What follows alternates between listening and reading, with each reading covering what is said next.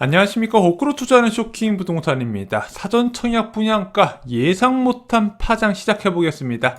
자, 그 전에 구독으로 인생 바꾸시기 바랍니다. 자, 청약 대기자의 구원 투자라고 할 수 있는 사전 청약이 곧 시작이 됩니다. 7월 15일부터 접수를 받기 시작하죠. 자, 이 사전 청약 물량도 굉장히 많습니다. 1년 6개월 동안 5만 3천 호의 물량이 쏟아져 나오게 됩니다. 문재인 정부에서 지정한 신규 택지의 10%가량이 미리 나오게 되는 거예요. 자, 문재인 정부 지정 신규 택지의 첫 분양가가 공개가 됐습니다. 정말 많은 사람들이 궁금했었죠. 자, 예상 분양가 3억 1천부터 7억까지 나왔습니다. 자, 그런데 벌써 고분양가 논란이 나오고 있어요. 오늘은 이 고분양가 논란뿐만 아니라 이번 분양가가 미치는 엄청난 파장, 예상 못한 파장에 대해서 좀 소개를 드리고자 합니다.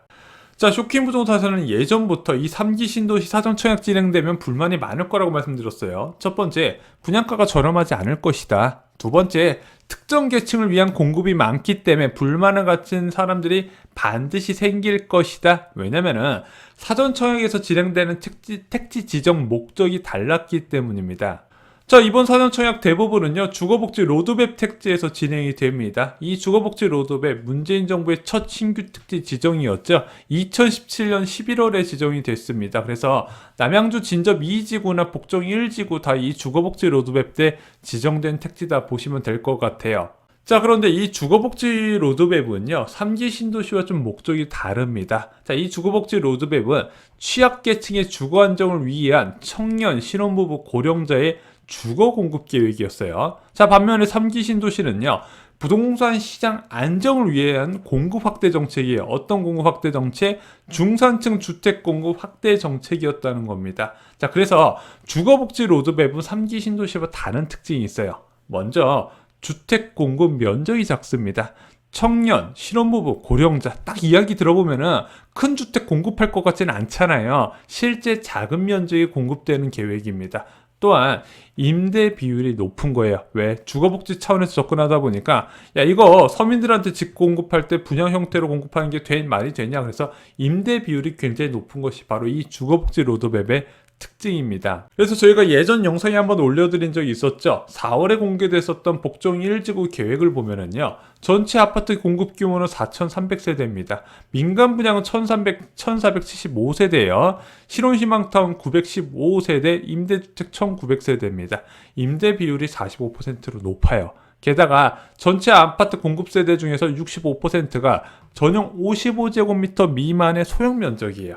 지금 일반 사람들 전용 59제곱미터도 잘 안 들어가려고 그러거든요. 74제곱미터나 84제곱미터 선호가 높은데 전체 65%가 전용 55제곱미터 이하라는 거죠. 왜 그렇다? 이 신규 택지 지정 목적 자체가 주거복지 차원에서 접근을 했기 때문에 그렇습니다. 그런데 원래는 공공분양은 전부 다 신혼희망타운으로 계획돼 있었는데 이게 좀 반발이 있었어요. 자, 공공분양 대기자들이 국토부 홈페이지에 막 글도 남기고 반발을 나서니까 일부 계획이 변경돼서 복정 1지구에서도 이번에 공공분양 물량이 좀 나오게 됐습니다. 자, 임대 비율이 높고 분양주택의 면적이 작다면 결국에는 분양가는 상승할 수밖에 없습니다. 이게 현실이 그래요. 왜냐면 LH 사업 부문별 영업이익을 보잖아요. 공공주택 매각 이게 1조 4천억 원입니다. 반면에 공공임대주택 사업에서 1조 5천억 원 가까이 적자가 발생하게 됩니다. 그럼 분양주택 팔아가지고 공공임대주택 적자 메꾸는 구조예요. 게다가 택지 매각도 저렴하지 않은 이유가 바로 여기에 있는 겁니다. 왜냐면은 자, LH가 막대한 이익을 받아야 공공임대 적자도 보존하고 132조 원 규모의 부채도 갚아 나갈 수 있는 부분이라는 거죠. 그래서 임대 비율이 높은 사업지구의 분양 가격이 높아질 수밖에 없는 구조가 있었던 겁니다. 그래서 예전부터 야, 이거 3기 신도시나 주거복지 로드맵에 택지 나오면 분양가 안 쌀 거라고 여러 번 말씀을 드렸어요. 자, 그렇게 나온 복정 1지구의 분양 가격 얼마냐? 여러분들 아시다시피 전용 59제곱미터 기준으로 7억이 나왔습니다. 자, 저 공공분양 25평이 7억이 좀 비싼 거 아닌가? 이렇게 생각될 수도 있어요. 평당 2,800만 원이니까. 그런데 국토부 장관이 언급한 대로 주변 시세 대비 60에서 70% 잡았다 그랬잖아요. 60에서 80% 잡았다 그랬잖아요. 자, 주변 시세가 어디 있냐? 위례 신도시예요. 위례 생활권이 접근 가능한 위치에서 초역세권이 분양되다 보니까 아무래도 위례 신도시 시세의 영향을 받으면서 분양 가격이 측정이 된 것 같습니다.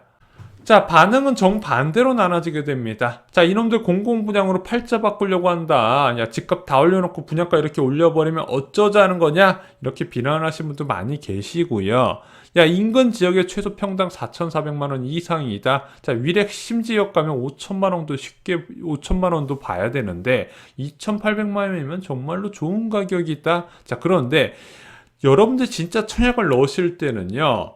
주변 시세 보고 접근하시는 게 맞습니다. 주변 시세 대비 분명히 저렴한 가격이 맞기 때문에 물론 공공분양에 이제 높은 분양가가 책정된 거 사전 청약 첫 분양가가 높게 책정된 건 아시지만 그래도 청약은 넣으셔야 되는 거 잊지 마시기 바랍니다.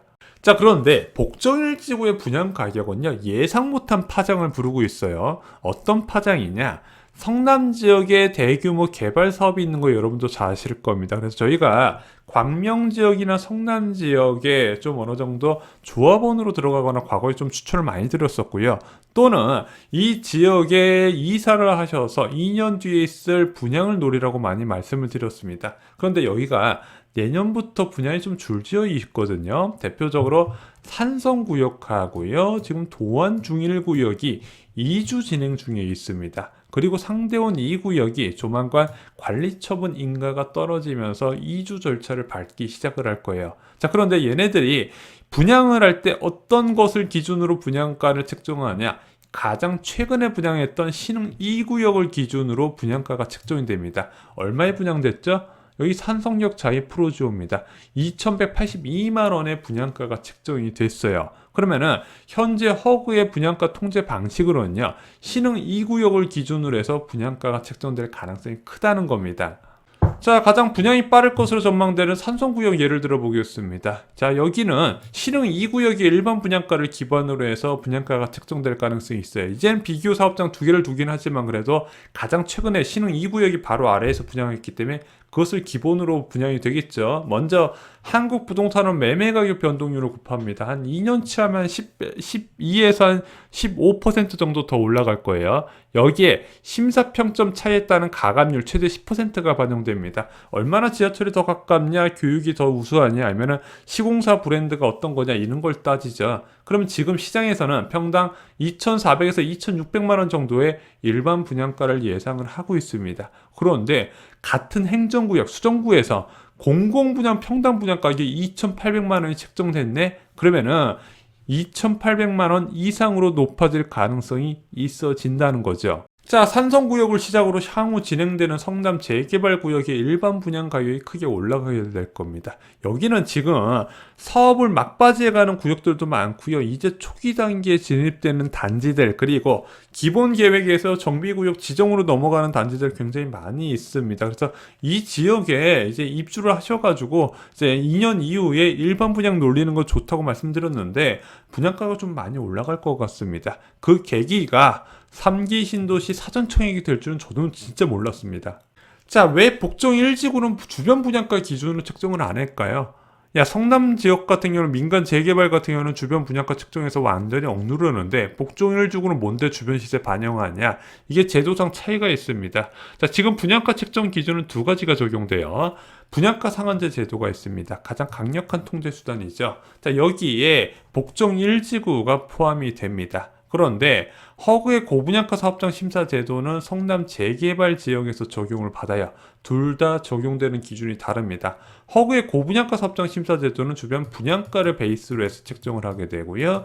분양가 상한제 제도는 어느 정도 주변 시세를 감안하는 토지 감정평가에다가 기본형 건축비를 더해서 계산하게 됩니다. 문제는 이게 분양가 상한제 제도가 허그의 고분양가 사업장 심사 기준보다 10에서 15% 정도 더 분양가를 낮게 책정하려고 만들었는데 막상 뚜껑을 까보니까 이 허그의 고분양가 사업장 심사보다 더 높게 책정되는 그런 경우가 많이 있다는 겁니다. 왜? 감정평가할 때 주변 시세를 더 잘 반영한다는 거죠.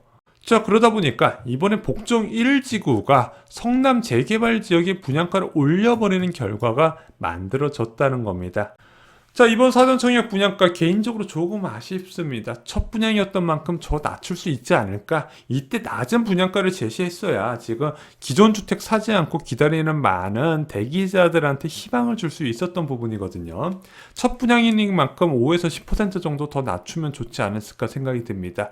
그리고 지금 이게 임대 물량 때문에 분양가를 낮추기 어렵다면 좀 계획을 변경해서 분양 물량을 더 늘려 분양가를 낮추면 안 될까? 임대 물량 자체를 낮추는 게 어렵다면은 지금 말도 안 되게 많이 지정한 자동용지 만들어도 일반 분양 물량으로 전환시키면 안 될까? 개인적으로 이렇게 생각을 하고 있습니다. 지금은 분양이 늘어야 할 때다. 여러분들도 공감을 하실 거라고 생각해요. 이상으로 쇼킹 부동산 마칩니다. 좋아요, 구독, 공유 꼭 부탁드립니다. 감사합니다.